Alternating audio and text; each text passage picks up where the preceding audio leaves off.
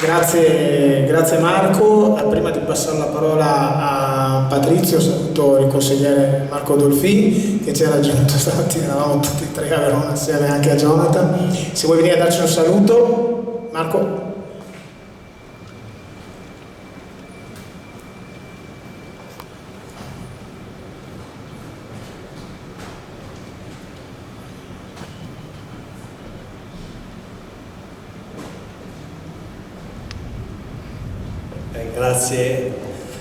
Grazie ovviamente dell'invito e scusatemi ovviamente del ritardo, come detto appunto prima, questa mattina eravamo a Verona, ho ritardato a tornare, c'è il diluvio universale per strada, dunque ho perso un po' di tempo, però ci tenevo appunto a venire soprattutto perché credo che parlare di pesca in un momento di difficoltà sia opportuno per cercare anche tutte le soluzioni che possono essere messe in campo da parte di tutti e ovviamente con lo spirito che voi fate e da parte nostra come rappresentanti istituzionali cercare di recepire tutte quelle indicazioni che provengono poi da chi ogni giorno è impegnato a 360 gradi su questi temi.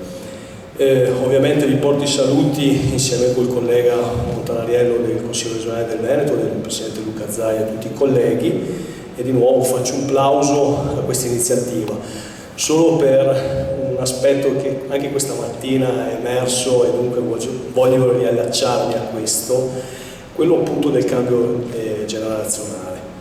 È un tema che è stato dibattuto, si sta dibattendo a 360 gradi, non è solo la pesca e l'agricoltura, ma sono a 360 gradi che sembrano che oggigiorno i lavori non interessano ai giovani, non interessano più. E dunque io credo e spero che questo ci sia un cambio di tendenza perché veramente non so come possa andare avanti il mondo e possa andare avanti il paese.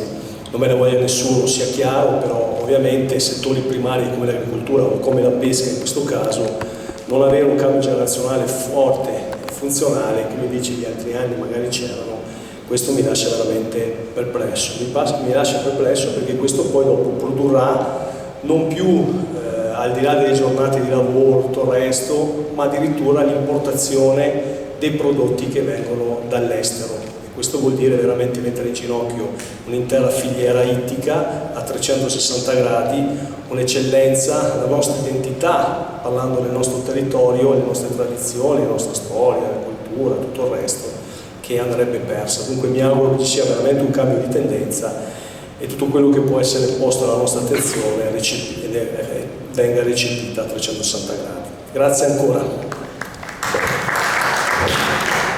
Grazie Marco.